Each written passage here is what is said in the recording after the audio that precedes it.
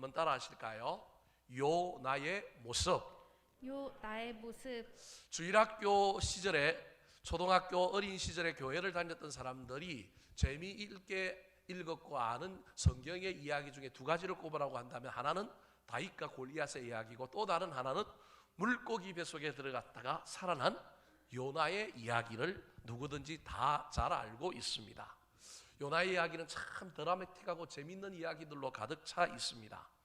요나라고 하는 사람의 이름의 뜻이 히브리어로 비둘기라고 하는 뜻을 가지고 있습니다. 비둘기는 순결하고 평화의 동물로 상징이 되는 동물이라고 할 수 있습니다. 하지만 요나서를 자세히 읽어보면 요나의 하는 짓이나 그 사람됨은 비둘기가 가진 이미지하고는 전혀 딴판인 경우들이 허다합니다.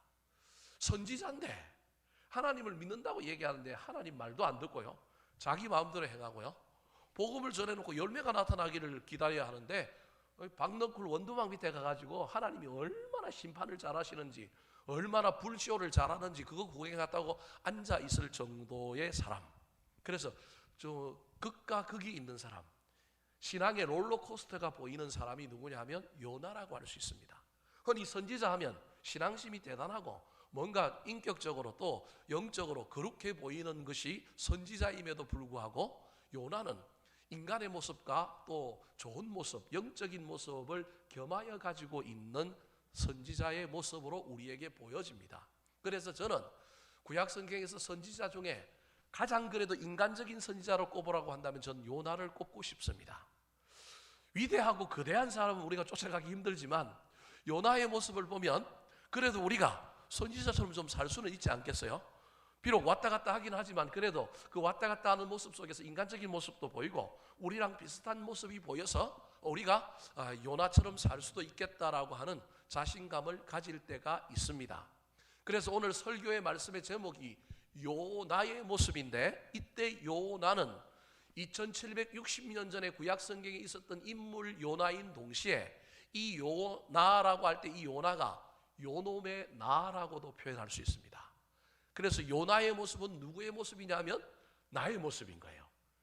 요나의 모습인 동시에 요놈의 나, 요나에게 있는 그 어리석고 부족하고 못된 모습이 누구에게도 있느냐 하면 나에게도 있고, 또 은혜 받아서 하나님께 쓰임받는 모습이 누구에게도 있느냐 하면 나에게도 있을 수 있다는 겁니다. 특별히 요나서를 시작하고 있는 이 요나서 1장에는 요나의 세 가지 모습이 등장합니다. 이 세 가지 모습을 살펴볼 때 저와 여러분이 설 명절을 지나는 동안에 혹시 나에게 이 요나의 모습이 있는 것은 아닌가 살펴보고 그것을 버리기를 애를 쓰시기 바랍니다. 뿐만 아니라 요나에게 있는 좋은 모습이 있다면 그 모습을 나의 정면 교사로 삼아서 우리도 그 모습을 닮아가게 되기를 우리 구주 예수 그리스도의 이름으로 축원합니다. 자, 그렇다면 오늘 본문에 나타나는 요나의 모습은 어떤 모습일까요? 저와 여러분이 관계의 영역에서 어떤 모습을 조심하며 이런 모습이 나타나지 않기를 사모하며 달려가야 할까요? 첫 번째 요나의 모습입니다. 따라하시겠습니다. 피하고 숨으려는 나. 피하고 숨으려는 나. 요나는 하나님의 음성을 들었습니다. 하나님의 부르심을 받은 것입니다.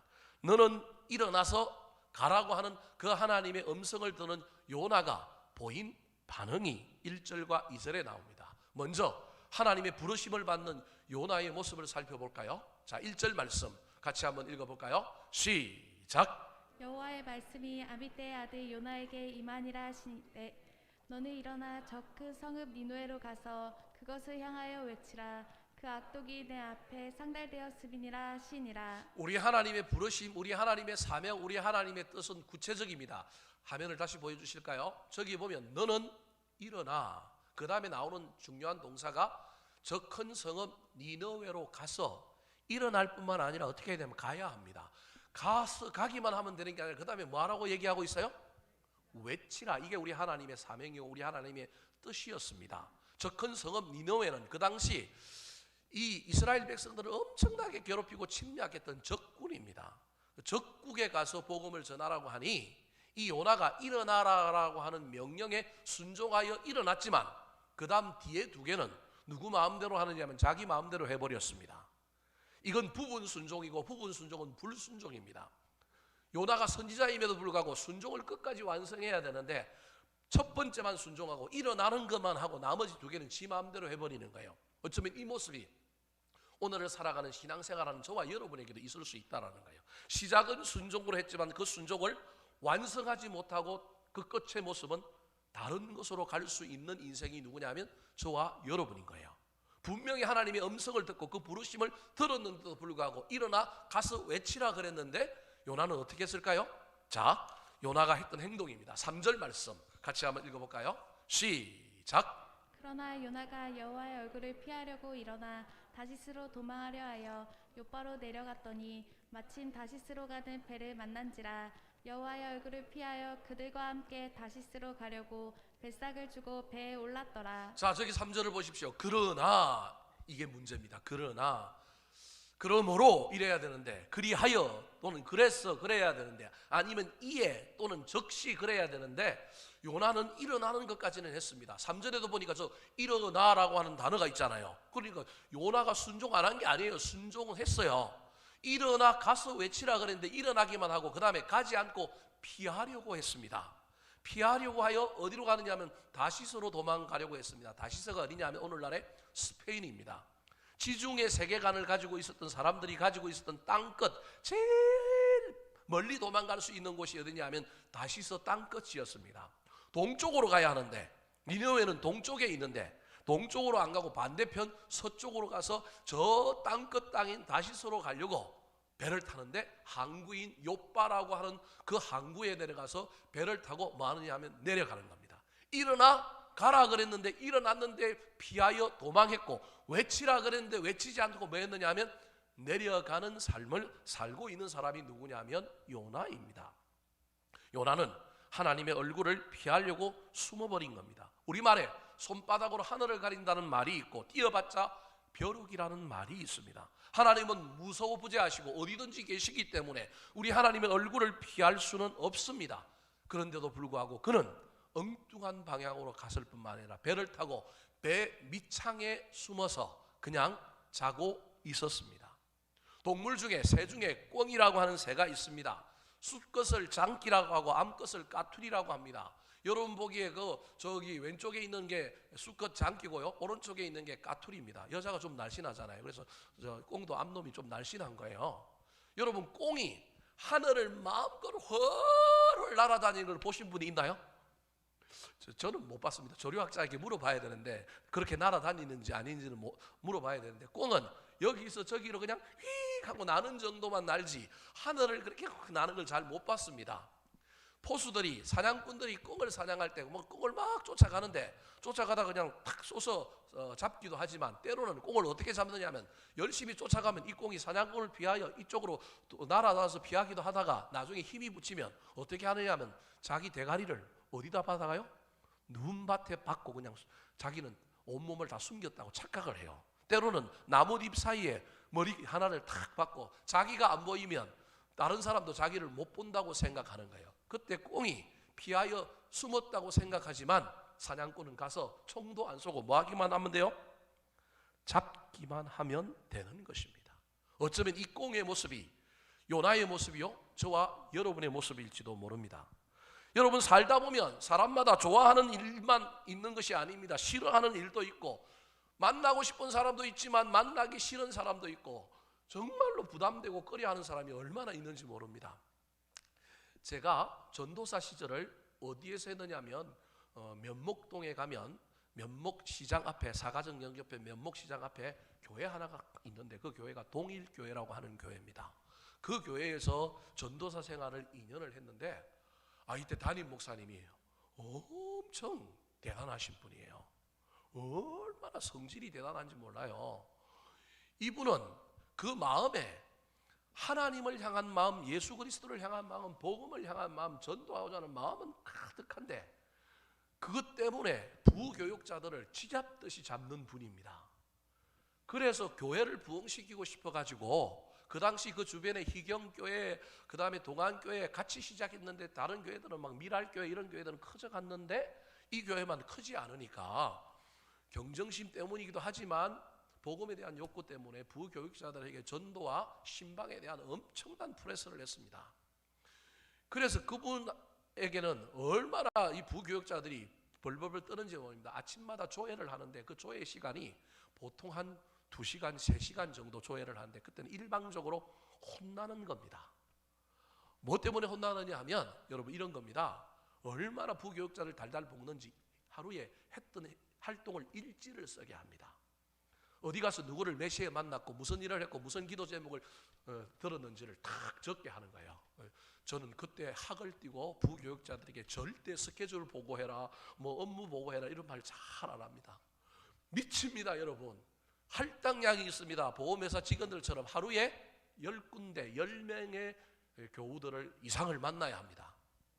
그럼 그게 한편으로는 나쁘기도 하지만 한편으로는 그것 때문이라도 뭘 하느냐면 신방을 하고 사람들을 만나고 활동을 하는 거예요. 거짓말로 쓰면 난리가 납니다. 일지 딱 보고 뭐 할까요? 전화합니다. 전화해서 그 사람 만났는지 그 가게에 왔는지 이렇게 했는지 확인을 합니다. 그런데도 불구하고 교인 숫자가 늘지 않고 교회가 부흥하지 않으니까요, 얼마나 막 조회 시간에 사람을 막 잡는지 모릅니다. 말꼬리 하나, 감정 하나 때문에 폭발하여 사람을 막 잡는데요. 근데 그때 잡는 논리는, 감정이 폭발하고 시작하는 논리는 논리의 끝도 없어요. 뭐 때문에 시작하는지 알 수 없게 시작을 하는데 그 다음에 시작하고 나면 그 논리는 너무 대단한 거예요. 그래서 아무도 말소리를 못합니다. 틀렸다고 말도 못합니다. 틀렸다고 말하는 순간에 뭔가 좀 마음에 안 들어서 대꾸하는 순간에 그 조회 시간은 2배로 늘어납니다. 2시간 할 게 몇 개 얼마 하냐면 4시간 가는 겁니다. 여러분, 제가 고막에 피가 난다라고 하는 표현을 그때 깨달았습니다. 얼마나 힘드는지 모릅니다. 그냥. 그래서 그 담임 목사님 방 가는 길 반경 400-500m는 부교역자들이 절대 안 갑니다. 그 조회 끝나고 나면 전부 스트레스 받아갖고 전부 막 집에 가든지 어디 가서 그냥 다 널브러져 있습니다. 널브러져 있다가도 정신 차려갖고 또 하루 10건의 목표를 달성하기 위해 또 뛰어가야 합니다. 이거 얼마나 힘들어요. 그런데 제가 개인적으로 그 목사님을 딱 만났는데 이 목사님이 그렇게 사람을 피곤하게 하고 그렇게 힘들게 하지만, 그래서 근처에도 가고 싶지 않고 그 목사님 다니는 길은 안 가고 싶고, 그 목사님이 저 식당 간다 그러면 점심 먹으러 그 식당 안 가고 딴 식당 가고 싶고 막 만나기 싫은 거예요. 부담이 되는 거예요.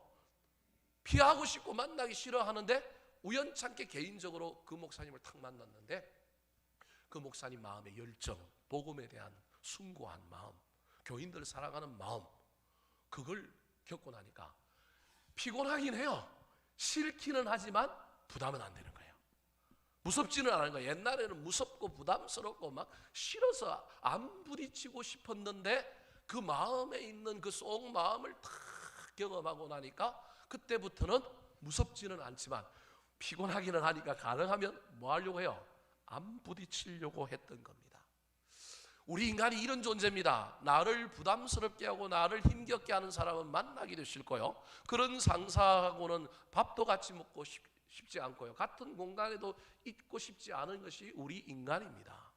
그럼에도 불구하고 하나님께서 우리에게 요구하시는 것이 있는데 피하고 싶다고 피하기만 하는 것이 능사가 아니다. 언젠가는 마주친다. 그러면 할 수만 있다면 의지적으로 피하고 도망가지 말고 직면해라는 거예요. 사고가 터졌는데 문제가 일어나는데 내가 직면하고 내가 책임지고 그 일을 해결해야 되는데 나는 도망가 있으면 누군가가 그걸 해결해 주기를 원하는 스타일을 가진 사람들이 얼마나 많은지 모릅니다. 하나님은 우리에게 그걸 원하지 않습니다. 피하고 싶다고, 가기 싫다고, 하기 싫다고, 원하지 않는다고 하지 않는 것이 아니라 이를 악물고 의지적으로 직면해 보라는 겁니다. 직면함으로 일이 더 커질 수도 있습니다. 선하고 좋은 일이 일어나는 것이 아니라 더 악화될 수도 있지만 그 일들을 통하여 내공을 키우고 그 일들을 통하여 실력이 쌓이고 그 일들을 통하여 우리 속에 이해의 지평이 넓어가는 일들을 해야 한다는 것입니다. 특별히 하나님 관계의 영역에서 특별히 이 설 명절을 지나는 동안에 여자들은 시댁 시자만 나와도 가기도 힘들고 쉽지 않지만 도망가지 마시고 피하지 마시고 그래도 직면해 봤으면 좋겠습니다. 모세가 40년 바로의 궁궐에서 열심히 배우고 난 다음에 나머지 40년은 살인자가 되어서 혹시도 죽을까봐 도망하여 저 지금의 사우디아라비아 지역인 미디안이라고 하는 광야 지역에 가서 양치기로 목동으로 40년을 지냅니다. 출애굽기 4장에 보면 그 목동 생활을 하고 있는 이 모세 앞에 갑자기 누가 나타나셨느냐 하면 하나님이 나타나셨습니다. 그리고 네 신발을 벗어라. 내가 너를 이스라엘 백성의 지도자로 삼을 테니 이제는 애굽 땅에 가서 내 백성을 구원하러 내라고 하는 하나님의 명령이 떨어졌습니다. 가기가 싫습니다. 왜 가기 싫을까요? 살인하고 도망왔거든요. 선대의 왕이 있었는데 그때 자기가 왕자로 있었지만 자기 백성을 괴롭히는 애굽 사람, 오늘날처럼 미국 시민권자인 거예요. 다른 나라 백성은 죽여도 모르겠지만 시민자를 죽이면 골치 아픈 일이 벌어지는데 그때 살인했음으로 말미암아 이것이 들켜서 발각될까 봐 그가 왕자의 신분을 버리고 도망와 버렸단 말이에요.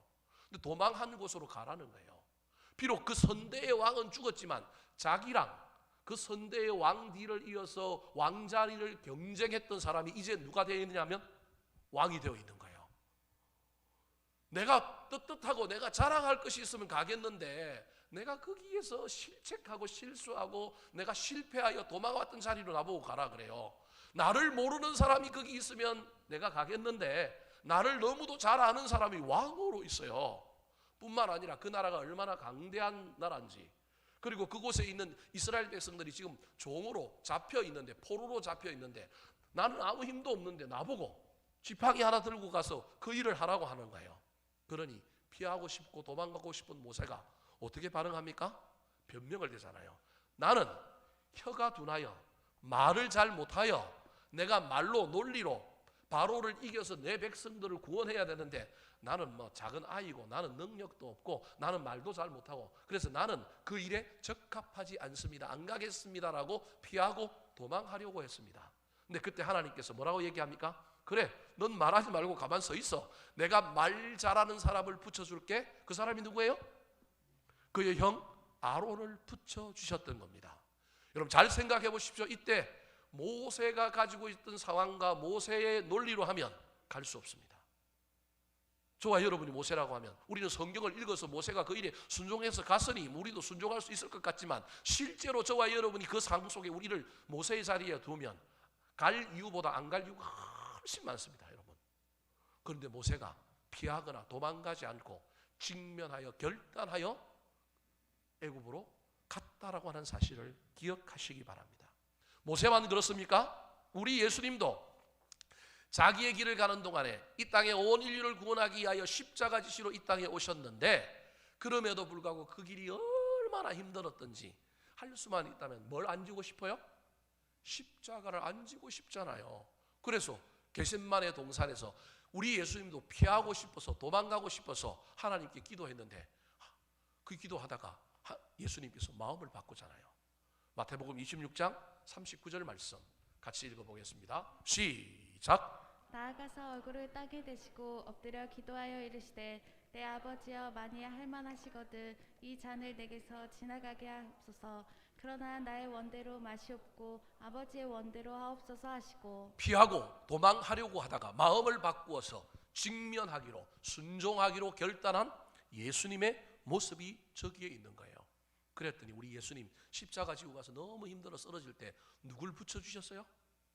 구레네 사람 시몬을 붙여주셔서 십자가 대신 지게 하여 끝내 마지막 골고다 언덕에서 십자가에 달려 그 모든 일을 완성하셨다는 사실을 기억하셨으면 좋겠습니다. 사랑하는 성도 여러분, 현재 여러분에게 있는 피하려고 하는 나의 모습은 무엇입니까? 정말 하기 싫고 정말 힘들고 어려워 피하고 도망가고 싶은 나의 모습은 없습니까? 그러면 요나와 똑같은 요놈의 나가 되고 맙니다. 죄를 지을 뿐만 아니라 죄 짓는 일 뒤에 나 혼자 죄 짓는 일로 넘어서서 다른 사람을 힘들게 하고 어렵게 하는 일까지 벌어지게 됩니다. 피하지 말고 직면하시기 바랍니다. 정면 돌파하시고 한번 맞짱을 떠보시기 바랍니다. 그래도 넘어지고 자빠지고 그래도 더 큰 어려움을 겪을 수 있지만 그 일 뒤에 우리를 도우시고 우리를 기다리고 계시는 놀라운 하나님의 은혜를 경험하여 어려운 관계, 힘든 사람 피하지 않고 만나고 돌파하는 영적인 내공을 키워가는 이 명절과 올 한 해 여러분의 관계의 삶이 되기를 예수님의 이름으로 축원합니다. 두 번째 오늘 본문에 나타난 요나의 모습은 어떤 모습일까요? 따라 하시겠습니다. 풍파를 일으키는 나. 풍파를 일으키는 나. 사람 중에 분위기를 평온하게 만드는 은사를 가진 사람이 있는가 하면 그 사람만 나타나면 언제나 갈등, 그 사람만 나타나면 온기는 사라지고 얼음땡이 되는, 분위기가 싸늘해지고 머쓱해지는 일들이 일어나는 경우도 있습니다. 전자는 피스메이커요, 후자는 트러블 메이커라고 할 수 있습니다.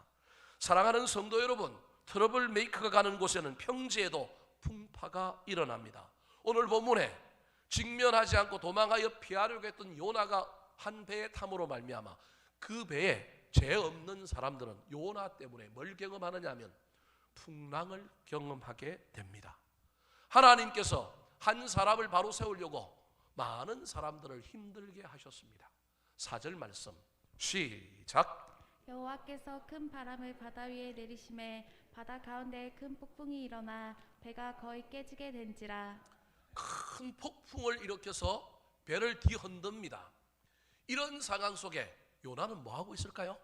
5절 말씀 같이 읽어보겠습니다. 시작. 사공들이 두려워하여 각각 자기의 신분을 풀고 또 배를 가볍게 하려고 그 가운데 물건들을 바다에 던지니라. 그러나 요나는 배 밑층에 내려가서 누워 깊이 잠이 든지라. 요나는 배 밑층에 내려가서 깊이 잠이 들었다. 저 내려가다라고 하는 말은 지상에서 배 밑층이니까 지하로 내려갔지만 영적인 상태, 신앙의 상태도 내려가 있다라는 걸 의미합니다. 누워 깊이 잠이 든 겁니다.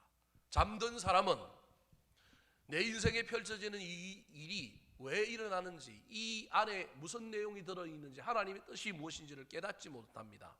내가 잠든 것 때문에 나 말고 다른 사람이 고통을 당하는데도 불구하고 본인은 깨닫지 못하고 있는 것입니다. 이때 선원들은 자신들의 이익을 위하여 싣고 가던 모든 짐들, 재산을 포기하면서까지 배를 안정시키려고 애를 쓰다가 그래도 안 되니 혹시 우리 안에 다른 문제가 있는 사람이 탔기 때문에 바다의 신이 노하여서 이런 일이 일어난 건 아닌가 싶어서 그 한 사람을 찾으려고 하는 제비를 뽑았습니다. 잠들고 있는 배 밑창에 있는 요나에게 가서 먼저 선장이, 야 지금 상황이 이런데 너 어떻게 자고 있냐, 우리 다 지금 짐 다 바다에 던지고 우리 각자 신에게 기도하고 있는데 너도 네 신에게 기도해라 그래요. 여러분, 이 이야기는 사실은 선장의 이야기인 동시에 누구의 이야기예요? 하나님의 이야기예요. 잠든 사람, 뭘 잃어버린 사람이면 기도를 잃어버린 사람이라는 거예요. 그 기도를 잃어버린 요나에게 너 기도해라 그렇게 얘기하는 거예요. 하나님이 우리에게 직접 이야기하시기도 하지만 쓰리 쿠션으로 다른 사람을 통하여 우리에게 이야기하기도 합니다. 그걸 여기 눈을 열고 귀를 열어서 들을 수 있으면 얼마나 좋겠습니까? 근데 요나가 기도했을까요? 안 했을까요? 안 한 거예요. 안 했기 때문에 풍랑이 온 거고, 안 했기 때문에 지금 벌어지는 일도 깨닫지 못하는 거예요. 그래서 영적으로 잠들어 있는 거예요. 그래도 파도의 문제가 해결되지 않으니 선장과 선원들이 모여서 사람이 문제 있는 사람이 이 배에 탔을 수 있으니 제비를 뽑아보자 그랬더니 누가 당첨된 거예요? 요나가 당첨된 거예요. 그때 8절과 9절에 보면 이 선장과 선원들이 요나에게 묻습니다. 너 생업이 뭐냐? 너 어디서 왔느냐? 라고 묻는 거예요. 여러분, 이 이야기는 선장과 선원들의 입을 통하여 나온 이야기지만 사실은 누구의 이야기냐면 하나님의 이야기인 거예요. 하나님의 음성인 거예요. 선악과를 따먹은 아담에게 하나님께서 아담아 아담아 네가 어디 있느냐라고 묻는 것은 몰라서 묻는 것이 아니라 너의 본분, 너의 본질, 너의 정체성, 너의 지금 삶의 자리가 제대로 있느냐 묻는 거예요. 마찬가지로 너 누구냐, 너 생업이 뭐냐, 너 어디서 왔느냐라고 묻는 이 선장과 선원들의 질문은 본질을 잃어버리고 도망하고 피하고 직면하지 못하고 있는 이 요나에게 너 누구냐라고 묻는 이 질문을 통하여 정신을 바짝 차리게 만드는 질문입니다. 근데 이 질문에 대하여 요나가 뭐라고 대답합니까? 9절에 보면 이렇게 얘기합니다. 나는 여호와를 뭐 하는 자라고요? 경외하는 자라고 이야기합니다. 여러분, 경외하는데 얼굴을 피하여 낯을 피하여 지금 뭐 하고 있습니까? 도망가고 있는 거예요. 모르는 거예요. 내 신앙을, 내 삶을 모르는 거예요. 입으로는 경외한다고 하는데 실제 삶은 어떤 삶을 살고 있는지 자기는 깨닫지도 못하고 입의 신앙을 그대로 말하고 있는 겁니다. 여러분, 어떤 사람이 옳은 말을 한다고 그 사람이 결코 옳은 사람은 아닙니다. 옳은 말은 아무나 할 수 있습니다. 옳은 말을 하기 때문에 그 사람이 옳다? 여러분, 착각하면 큰일 납니다. 믿음의 말을 한다고 그 사람이 믿음의 사람이다? 물론 믿음이 없이 어떻게 믿음의 말을 하겠습니까? 그러나 흔히 믿음이 계속되는 가운데 믿음 생활을 오래 함에도 불구하고 우리가 믿음은 없으면서도 믿음의 말을 할 수 있습니다. 여호와를 경외하지 않는데 뭐라고 얘기하고 있느냐면 이 요나가 나는 여호와를 뭐 하는 자라고요? 경외하는 자라는 거예요. 그랬더니 선장이 이 요나를 향하여 일침을 놓습니다. 10절 말씀 같이 한번 읽어볼까요? 자, 10절입니다. 시작. 자기가 여호와의 얼굴을 피함인 줄을 그들에게 말하였으므로 무리가 알고 심히 두려워하여 이르되 내가 어찌하여 그렇게 행하였느냐 아니라. 9절에서는 경외한다. 그리고 자기가 여호와의 얼굴을 피함인 줄을 말하였다라는 거예요. 경외한다고 그러면서 한편으로 논리가 안 되게 여호와의 얼굴을 피하였다. 어떻게 경외하는 사람이 여호와의 얼굴을 피합니까? 그랬더니 선장이 뭐라고 얘기해요? 선장과 성은들이 네가 어찌하여 그렇게 행하였느냐? 말과 행함이 왜 다르느냐? 말을 했으면 말한 대로 행하여야 되는데 너의 행동이 왜 이렇느냐라고 하는 일침을 놓는 것입니다. 그의 행위로 말미암아 풍파가 일어난 것입니다.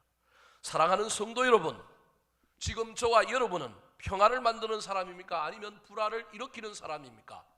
이 설 명절에 많은 사람을 만나고 오고 갈 때 저와 여러분은 온 길을 절하는 사람이 되었으면 좋겠습니다. 내가 그곳에 있으므로 그 장소에 있으므로 그 공동체가 풍파를 경험하지 말았으면 좋겠습니다. 싸움이 일어나고 원망과 시비가 일어나고 좋은 분위기가 망가뜨려지지 않았으면 좋겠습니다. 내가 있는 곳에 생명이 살아나고 분위기가 화기애애하고 관계가 돈독해지는 놀라운 역사를 일으키는 저와 여러분 되기를 우리 구주 예수 그리스도의 이름으로 축원합니다. 마지막으로 오늘 본문에 나타난 요나의 모습은 어떤 모습일까요?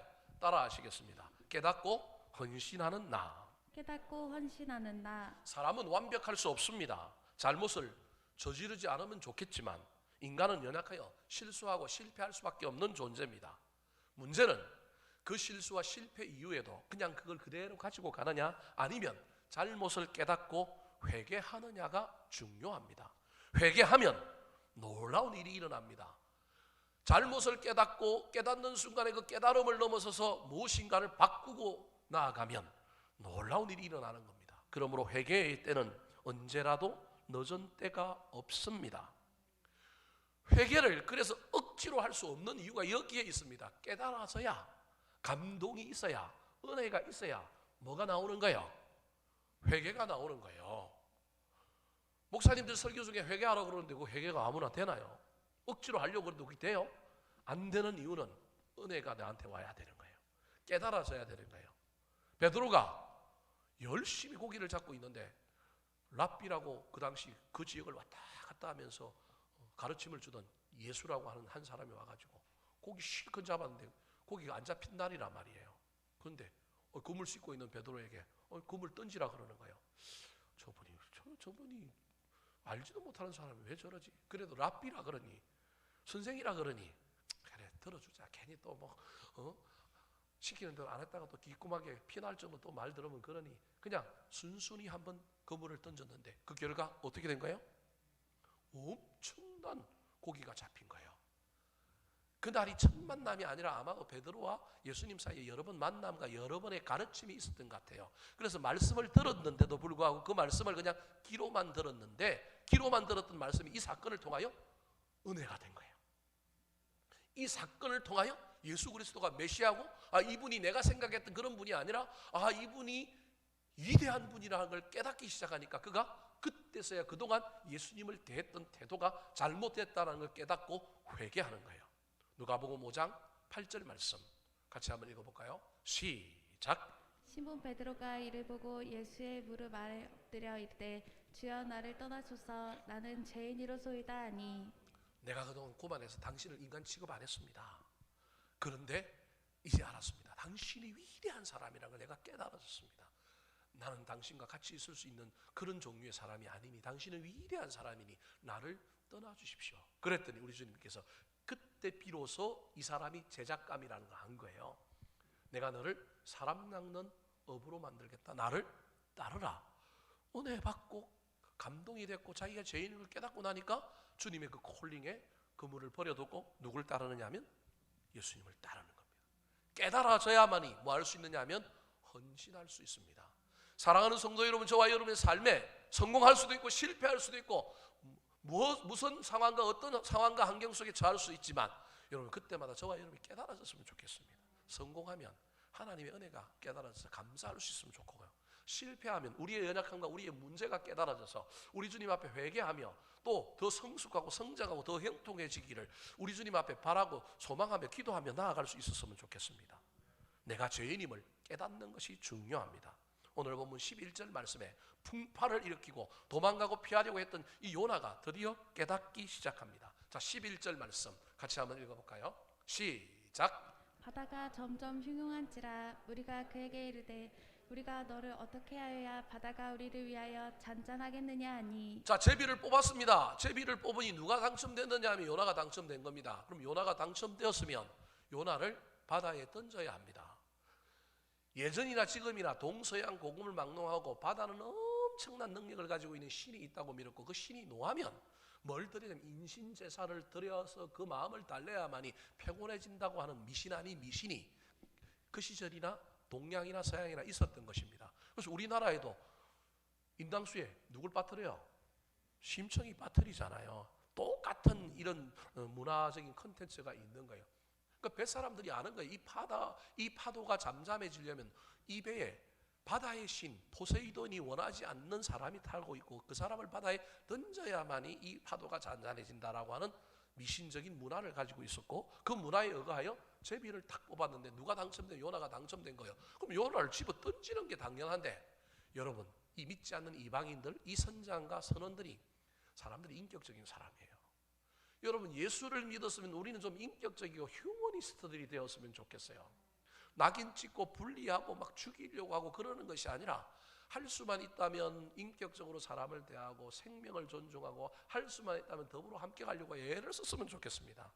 그러다가 안 되면 어쩔 수 없이 편을 가르고 선을 끊고 흑백놀이로 무엇인가를 선택해야 되지만 그 이전까지는 적어도 우리가 예수 그리스도를 따르는 사람이고 우리가 하나님을 믿는 사람이라고 한다면 하나님의 속성이 제일 속성이 사랑이지 않습니까? 사랑은 해보다가 나중에 뭘 심판을 하든지 뭘 해야 되지 않겠어요?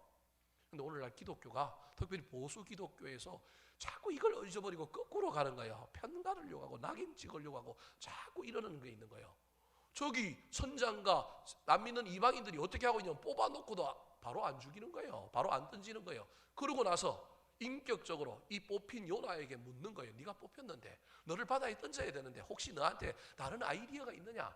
혹시 너 어떻게 생각하느냐? 이 뽑혀서 이런 일들에 너가 동의하느냐라고 묻는 것이 저 11절인 거예요. 우리가 너를 어떻게 하여야 바다가 우리를 위하여 잔잔하겠느냐? 근데 이때 요나가 뭐라고 고백할까요? 12절 말씀 같이 한번 읽어보겠습니다. 시작. 그가 대답하되 나를 들어 바다에 던지라. 그리하면 바다가 너희를 위하여 잔잔하리라. 너희가 이 큰 폭풍을 만난 것이 나 때문인 줄을 내가 아노라 하니라. 너희가 이 큰 폭풍을 만난 것이 누구 때문이라고요? 나 때문인 줄을 내가 아노라. 깨달아진 거예요. 여러분 깨달아졌기 때문에 그래 제비도 뽑혔고 깨달아졌기 때문에 나를 바다에 던지는 건 내가 동의하니 너희들 원대로 하라는 거예요. 풍랑이 나 때문에 일어난 걸 내가 깨닫고 나니까 내가 헌신함으로 이 풍랑을 잔잔케 하겠다라는 것입니다.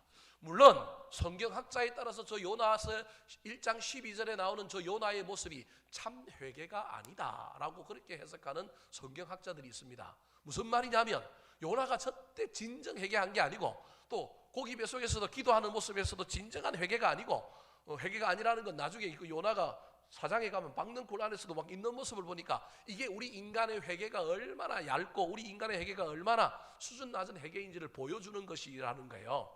저게 뭐냐 하면 요나는 내가 죽었으면 죽었지 어디는 안 가겠다는 거예요. 아수르는 안 가겠다. 끝까지 하나님 명령에 순종 안 합니다. 내가 차라리 순교하고 내가 죽겠습니다. 그렇기 때문에 저것이 진짜 회개는 아니라는 의미로 성경학자들이 이야기하긴 합니다. 여러분 그럼에도 불구하고 여러분 저 자리에 저와 여러분이 있다 싶시다. 풍랑이 나 때문인 줄 알고 이 바다를 잠잠하게 하여 나를 바다에 던지라고 순순히 여러분 나를 드리겠다고 말하는 이 말이 쉬워요 어려워요? 해보십시오. 어렵잖아요. 유명한 예화가 있잖아요. 똑같은 오늘 본문의 상황같이 어떤 배가 풍랑 만났는데 3명만 뛰어내리면 이 배가 살겠습니다. 그랬더니 제일 먼저 누가 나섰어요? 미국 코쟁이가 나서갖고 USA 만세하고 떨어졌어요. 두 번째 누가 나면 그래도 영국이지. 옛날에 영국이 우리가 그래도 우리가 대단했는데 대영 제국의 여왕 폐하 만세하고 떨어졌어요. 그 다음에 누가 나왔다고요? 용감하게 대한민국 사람이 나왔어요. 이야, 그래도 대한민국 대단하다 그랬는데 대한민국이 대한민국 박수 3번 치고 발로 누굴 뻥 차버렸다고요? 일본 사람을 뻥 차트내고 빠뜨렸다는 유명한 이야기가 있지 않습니까, 여러분? 자기가 빠지는 건 쉬운 일이 아니야. 이 원인이 어디로부터 시작되고 왜 이런 일이 일어났음에도 났는지 알았음에도 불구하고 나를 죽이고 나를 희생하는 건 쉬운 일이 아닙니다. 근데 요나가 그 결단을 했다라는 거 어찌됐든 이게 참 회개든 회개지 않든 그가 이렇게 회개함으로 말미암아 여러분 보십시오. 나중에 어떤 일이 일어나면 본인은 고기 뱃속에 들어갔고 배는 어떻게 됐어요? 안전해졌잖아요. 안전해졌잖아요. 자기를 죽일 때 하나님이 부활이라고 하는 놀라운 역사를 사용하여 하나님은 여전히 이 요나는 끝까지 어디 안 가고 싶어요? 아수로 안 가고 싶어 하는데 끝까지 그 요나를 어떻게 하시는 거예요? 데리고 가시는 분이 누구냐 하면 우리 하나님인 거예요. 그래서 여러분 너무 피하고 도망하려고 하지 마세요. 어차피 만나야 된다니까요. 어차피 직면해야 된다니까요. 할 수만 있다면 처음 직면하는 게 좋아요. 혹시 내가 그 길을 가지 못하고 이렇게 풍랑을 일으키고 이런 상황 가운데 있을지라도 저와 여러분이 깨달았으면 좋겠습니다. 내가 변하기를, 내가 변하면 이 일들이 해결된다는 걸 알고 내가 좀 손해봤으면 좋겠습니다. 설명절에 또 관계 영역에서 사랑하는 성도 여러분, 저와 여러분이 풍파를 일으키는 사람이 아니라 손해보고 희생하고 좀 참는 사람들이 되었으면 좋겠습니다. 참아야만이, 손해봐야만이 내가 속한 공동체가 은혜를 누리고 행복해질 수 있다면 손해 좀 보십시오. 우리 주님이 갚아주실 것입니다. 훗날 우리 주님이 네가 손해봄으로, 네가 억울함으로, 네가 참음으로 좋은 일이 일어났다, 큰 일이 일어났다, 그렇게 말해주실 것입니다. 이때 요나가 자신을 들임으로 고기 뱃속에 들어가고 다시 나오고 정신 차려서 니느웨에 가서 복음 전함으로 말미암아 좌우를 분辨 못하는 12만여 명이 주께로 돌아오잖아요. 하나님이 얼마나 영혼 돌아오는 걸 좋아하시는지 우리는 너무도 잘 알고 있지 않습니까? 복음성가에 보면 이런 복음성가 요나와 관련된 이야기가 있습니다. 불순종한 요나와 같이도 방황하던 나에게 따뜻한 주님의 손길이 내 손을 잡으셨네. 오 주님, 나 이제 갑니다. 날 받아 주소서. 이제는 주님만 위하여 이 생명 바치리다. 가사에 보면 불순종한 요나와 같이도 방황하던 나에게 주님의 손길이 주어져서 내 손을 잡아주시는 거예요. 고기 보색에 들어갔던 요나를 하나님께서 손잡아 주셔서 다시금 육지로 나오게 해주실 때 그때 요나가 순종하여 가야 할 길을 가는 겁니다. 오 주님, 나 이제 갑니다. 사랑하는 성도 여러분, 저와 여러분의 삶에 우리 주님의 손잡아 주심을 경험했으면 좋겠습니다. 내가 손해보고 내가 억울하고 내가 참아도 주님께서 손잡아 회복시켜 주시는 놀라운 역사가 일어나게 될 것입니다. 그때 나로 말미암아 누군가 덕을 보고 소망을, 희망을 얻는 아름다운 역사들이 특별히 이 설 명절 가운데 나타나게 되기를 우리 구주 예수 그리스도의 이름으로 축원합니다. 한번 따라 하실까요? 요 나의 모습, 요 나의 모습, 피하고 숨으려는 나, 피하고 숨으려는 나, 풍파를 일으키는 나, 풍파를 일으키는 나, 깨닫고 헌신하는 나, 깨닫고 헌신하는 나,